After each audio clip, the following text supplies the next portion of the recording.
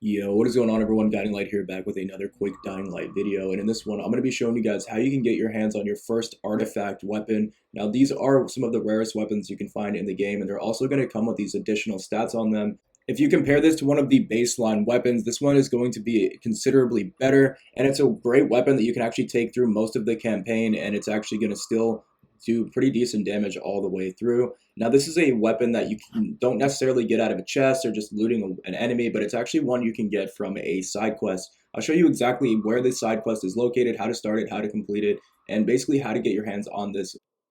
Now, the better part about this too is the fact that it actually does come with 3 upgrade slots, so you won't really need to repair it as much so long as you use some of the certain mods like the reinforcement.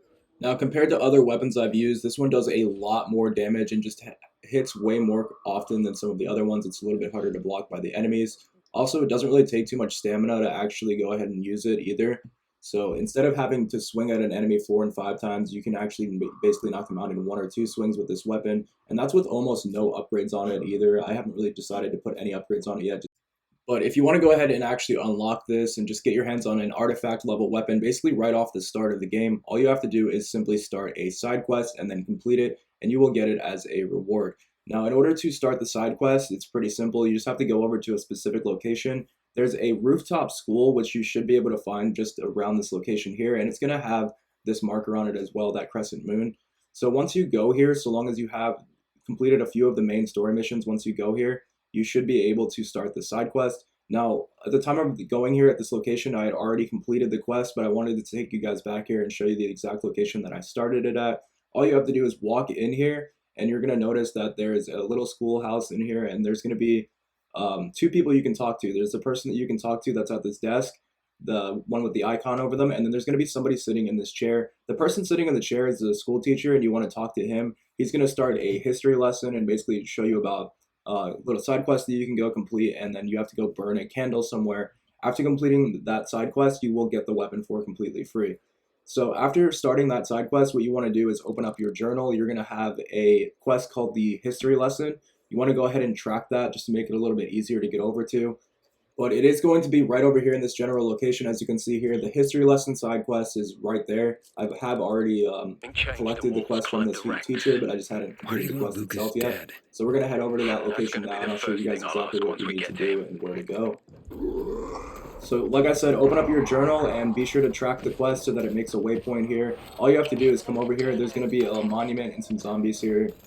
Once you get here, just activate your survival sense, and you can pretty much complete the quest in just about a minute or two. You just have to read this plaque here, read the other side of the plaque, and then he'll actually tell you to light the candle. That is where the riots started. People were terrified. How could they protect?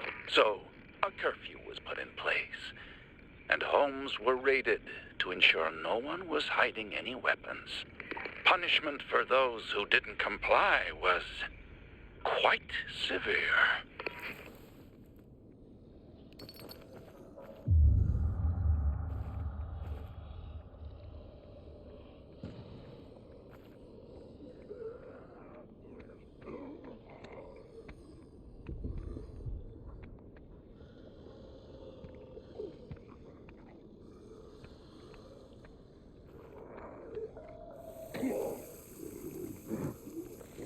There's a plaque here.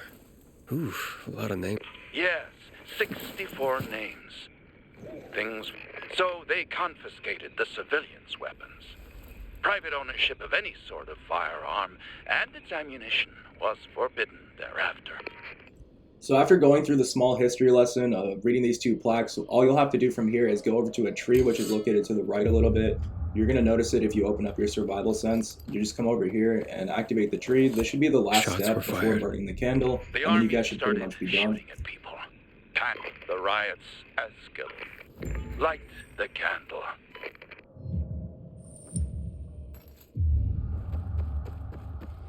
Inhibitor container detected. So you're saying that Pratt made a bad call, taking people's guns away? Hard to know for sure, but it didn't end well for anyone. In fact, the main irony is that the army soon ran out of ammunition. And just like that, firearms became obsolete.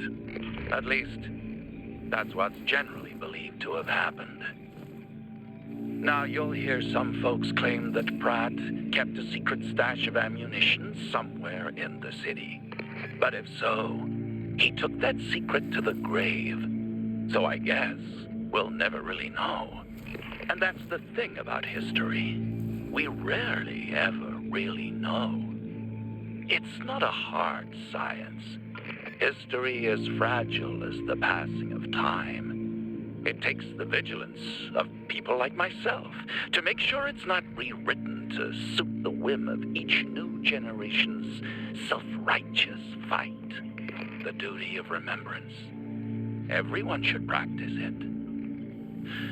Farewell now, Pilgrim. I hope this little trip down memory lane has illuminated your path. So after completing this small little side quest, you're going to get one of the best weapons in the game with basically no effort at all.